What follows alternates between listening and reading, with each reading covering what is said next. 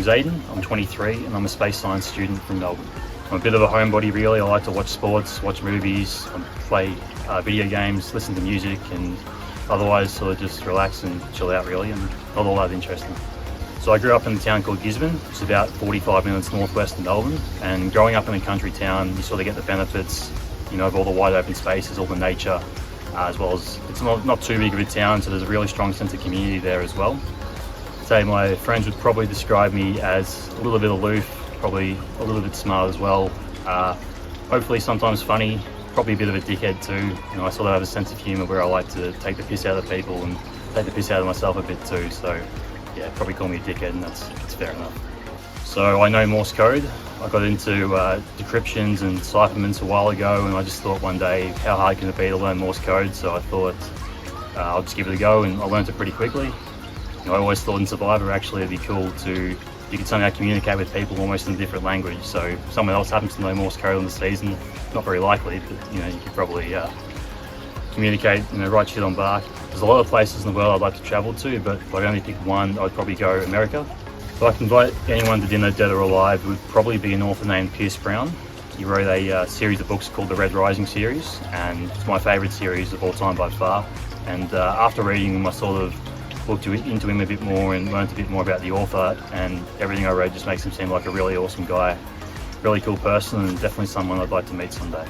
The strategy for Survivor Canberra is really just to be as flexible and adaptable as possible. I think if you go in with too much of an idea of what you want to happen, you're probably going to end up disappointed. So I think it's important to stay on your toes and just try and adapt to whatever comes your way.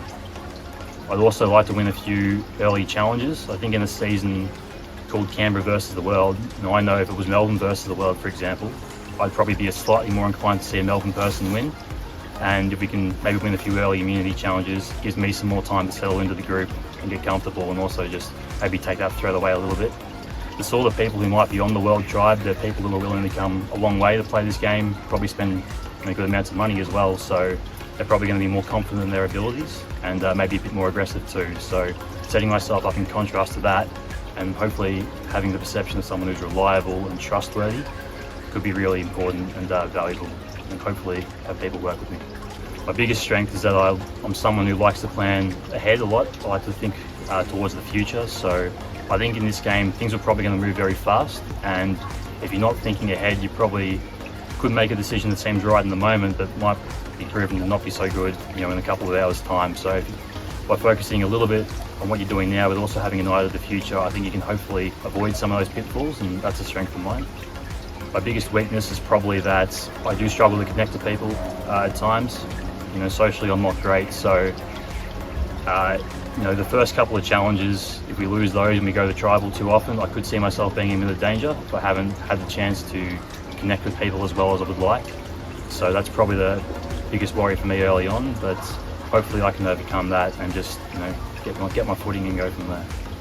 It will probably just depend on how the game goes for me. If I, you know, I'm able to make some strategic moves, and maybe I'll be seen more in the villainous light. If I just bumble my way through the game and, you know, just stuff things up, maybe more of a bit of an underdog, I guess. So yeah, wait and see. If I were to win, the main reason why would probably just be due to luck.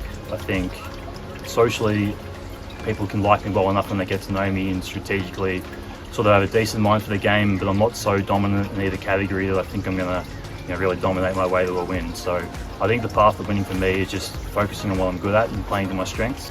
As much as I'd like to be remembered as a winner, hopefully people remember me as someone who played the game fearlessly and who always played to win. You know, I think if you gave me 100 times to play, then there'd be times I'd do well and then times I wouldn't do so well. But I guess the scary thing is that, you know, I've only got one shot guaranteed, so I want to make the most of that. And if I'm going to lose, then I want to lose in the way I'm proud of, I guess.